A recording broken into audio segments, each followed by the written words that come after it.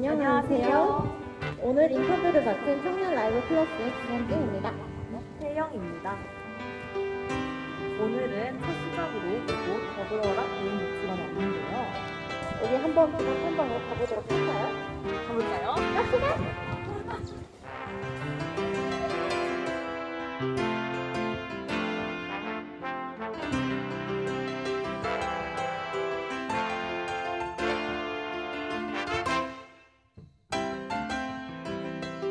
이렇게 기관을 둘러보고 나니까 더불어 노인복지관에 대한 궁금증이 더 많이 생기는데요.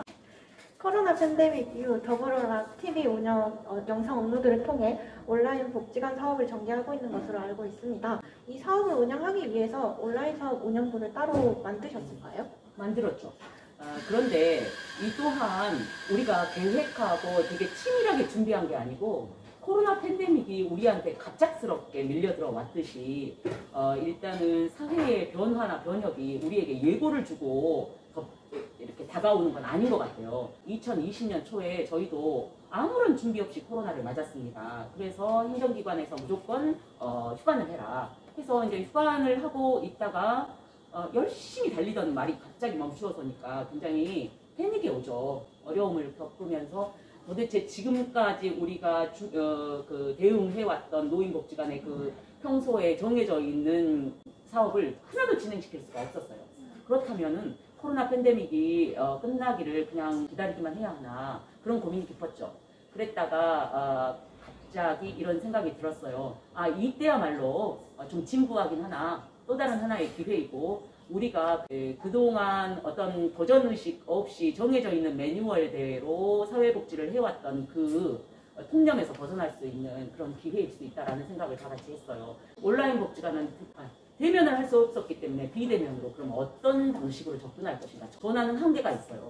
더군다나 영상시대였고 요즘 유튜브를 안 하는 어르신들이 안 계셔요. 왜냐하면 시간들이 너무 많기 때문에 계속 유튜브로 소일거리를 삼으시거든요. 그렇다면 우리가 발빠르게 이 프로그램을 전환을 해야겠다. 온라인 복지관을 천명하고 우리가 할 수 있는 것들을 했죠. 예산이나 이런 것들이 하나도 없었어요. 그래서 개인 핸드폰을 들고 나섰습니다. 개인 핸드폰으로 동영상 한 장 찍을 수 있으니까 일단 동영상으로 시작을 해서 편집하지 않은 날것에 그것을 그대로 올리기 시작했죠. 굉장히 거칠고 조악한 방법임에도 불구하고 신선했어요. 그래서 온라인 복지관이 시작되게 됐고 그런 영상들을 보면서 고민하고 있었던 다른 기관들이나 또 그 외에 전국적으로 이렇게 고민했던 그런 사람들이 와서 이제 우리한테 어떤 식으로 이런 생각을 하게 됐냐, 그 다음에 어떤 방법을 통하니까 좋더냐 하면서 이제 묻게 되었죠. 그런 작은 움직임이 시작의 트리거가 되진 않았나 그렇게 생각을 합니다. 네, 감사합니다. 이번은 취업을 생각하고 있는 예비 사회복지사들을 위해 현장 사회복지사님과 인터뷰를 진행하도록 하겠습니다. 먼저 각자 자기소개 부탁드립니다. 네, 안녕하세요. 저는 더불어랑 노인복지관에서 일하고 있는 강은영 사회복지사입니다. 일한 지는 한 3년차 정도 됐고요. 지금 마을복지관과 인권사업 그리고 작은 도서관 담당하고 있습니다. 네, 안녕하세요. 저는 더불어랑 노인복지관의 사무국장 윤경부입니다. 이렇게 예비 사회복지사분들께 조금이나마 도움이 될 수 있는 얘기를 나누게 되는 이 기회를 주셔서 첨단종합 사회복지관의 청년 라이브 플러스입니다. 감사합니다. 네. 안녕하세요. 저는 더불어랑에서 거의 1년 좀 못 되는데요. 이런 기회를 갖게 돼서 기쁘고요. 그리고 제가 많은 도움이 될지는 모르겠는데 라이브에서 사회초년생이다 보니까 더 말 같지 않을까 싶습니다. 아무튼 질문에 대해서 성의껏 답변하겠습니다. 저는 이제 복지관에서 활력팀을 맡고 있어요. 숙복지관 같이 보셨죠? 밖에 텃밭이라든지 걷기라든지 이런 그런 업무를 맡고 있습니다. 변혁준 팀장입니다. 먼저 첫 번째 질문입니다. 사회복지사님께서는 노인복지 분야에서 일하실 것을 결정하게 된 특별한 계기가 있으신가요? 광산구 더불어라 노인복지관에서는 어떻게 일하시게 되셨나요? 네, 저도 이제 졸업을 한 지는 한 4년 정도 됐는데요. 원래 언니를 같이 따라서 특수교육학과를 가려고 했었어요. 그래서 장애인 쪽에 관심이 있어서 자원봉사도 장애인 쪽으로 많이 집중을 했었는데 사회복지학과를 입학하다 보니까 분야가 너무 많더라고요. 그래서 아동도 해보고 청소년도 해보고 유일하게 노인만 빼고 다 해봤었거든요. 근데 우연치 않게 실습을 여기 더불어랑 노인복지관에서 하게 됐어요. 그래서 원래 장애 쪽을 할 거니까 별로 큰 관심 없이 시작을 했는데 여기서 한 달간 실습을 하면서 정말 느낀 게 많았어요. 배운 원래 클라이언트라고 생각을 하고 저희가 다가가게 되는데 여기 어르신들께 너무 배울 게 많더라고요. 그래서 그 보람도 있고 하고 나면 항상 마음이 따뜻해지는 그런 하루하루를 보내다 보니까 가장 실습했던 게 가장 큰 저의 계기가 되었다고 생각하고요. 그래서 그 실습생들이나 사회초년생들한테 실습이 가장 중요한 계기가 되지 않을까. 그래서 실습을 집중해서 자기 분야를 정할 때 크게 이렇게 집중했으면 좋겠다라는 생각을 했습니다. 마지막 질문으로 사회복지 현장에서 일할 것을 준비하는 예비 사회복지사들에게 선배 사회복지사로서 준비해야 할 자세, 능력에 대해 조언해 주실 것을 부탁드립니다. 준비해야 할 자세랑 능력이라고 하면 일단 저는 자세보다는 마음가짐이 가장 중요한 것 같아요. 어디서 일을 하든지 오늘은 진짜 일하기 싫다. 날이 더우니까 짜증이 난다. 이런 마음보다는 내가 오늘 어떤 일을 해서 어떤 보람을 느끼고 어떤 가치를 깨닫게 되는지 그런 마음가짐이 가장 중요하다고 생각하고요. 능력이라고 하면 다양한 능력이 있지만 그래도 내가 가장 잘하는 것, 나의 역량을 가장 발휘할 수 있는 게 뭔지 먼저 파악을 하고 그 부분에 대해서 좀 더 집중을 했으면. 사회복지를 준비하시고 계신 예비 사회복지사분들이 제가 생각했을 때 가장 필요한 준비 자세라든가 갖춰야 될 소양은 일단은 사회복지를 하게 된 이유가 뚜렷해야 됩니다. 그냥 내가 할 것이 없으니까 사회복지사 자격증이 따기 쉽다더라. 그러니까 사회복지사를 한번 해볼까? 라고 시작하는 분도 많이 있을 거라고 생각이 돼요. 근데 처음엔 그렇게 시작했더라도 직접 이제 사회복지를 실제로 전공을 해서 그쪽으로 취업을 하시려고 하는 분들은 그런 마인드를 이제 바꾸셔야 되겠죠. 내가 사회복지사를 진짜 선택한 이유에 대해서 각자의 목표를 정하셔야 된다고 생각해요.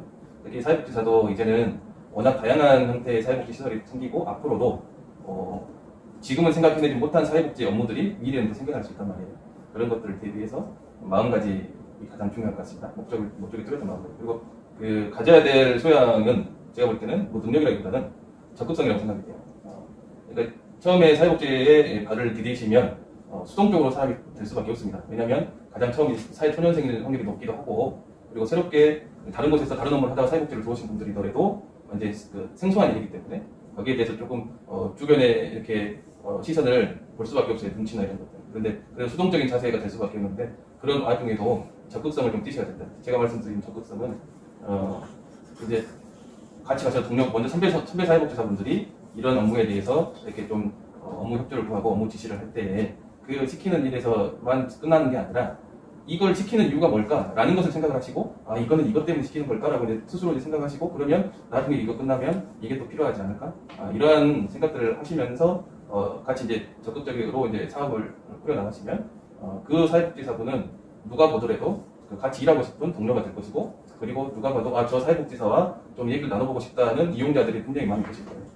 그러니까 그러한 적극성을 가지시면 좋을 것 같습니다. 네. 사회복지는 어렵다고 생각합니다. 그래서 그리고 이런 말이 아는 선에서만 보이는 게 자기의 그 한계잖아요. 그래서 많은 공부를 해야 되는 게 사회복지고 두 번째는 여기에 있다 보면 역시 다른 조직도 마찬가지지만 물을 들어요. 그러니까 창의성이 떨어져요. 이게 하던 거에 익숙해지고 내가 왜 이거를 더 긍정적으로 바꿔야 될 필요가 있을까? 그렇게 회의를 느껴져요. 그래서 항상 공부를 하고 창의적인 생각을 하고 능력도 중요하지만 제가 생각에는 그런 방금 말한 것처럼 사회복지는 항상 바뀌는 분야이기 때문에 열심히 공부하는 거 그 다음에 마침 말씀드린 그 창의성, 그 다음에 마음까지 이런 세 번째 네 번째가 자기가 갖춰야 하는 사람이 나만의 사회복지사라는 그런 개념을 형성할 수 있을 것 같습니다. 그렇습니다. 사회복지가 어떤 것일까 이렇게 제가 해보는데 저는 직업을 11개를 가져봤어요. 그럼 사회복지는 어땠을까요? 올해 지금 제가 하고 있는 사회복지 전에는 여러 가지 현장에 나가서 일을 하는 것, 사무직 이렇게 직업을 가졌는데 제가 지금 살아온 경험으로 봐서는 사회복지 되게 싫어요. 여기서 못 버티면 다른 데서 못 버팁니다. 막 제가 봤을 때 제가 이렇게 들었을 때 예체라든지 협동조합이라든지 농장이라든지 시설이라든지 이걸 맡겼어요. 그러다 보니까 이 사회복지로 계속 사회복지만 전공해서 들어왔을 때는 잘 정리 안 돼요. 제가 드리고 싶은 말씀은 다양한 경험을 느끼고 하는 거죠. 사회복지가 사회복지 경험이 아니라 다양한 좀 경험을 하면 이렇게 우리한테 상당히 좀 많이 단상에서 정리가 좀 필요할 것이다. 네, 지금까지 사회복지사님들의 신문식답을 들으셨습니다. 저희가 준비한 인터뷰 질문은 여기까지입니다. 인터뷰에 힘있게 응해주신 방산부 더불어라 노인복지관 사회복지사님들 너무 감사드립니다.